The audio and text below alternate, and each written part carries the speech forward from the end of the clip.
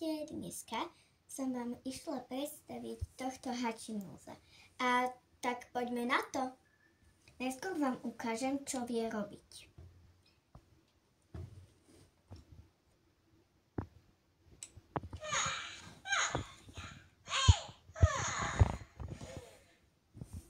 Vidíte?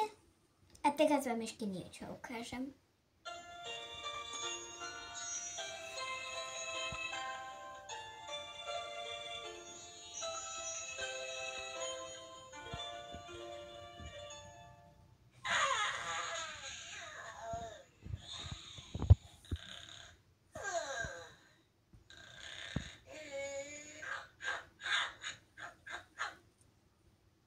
To papal.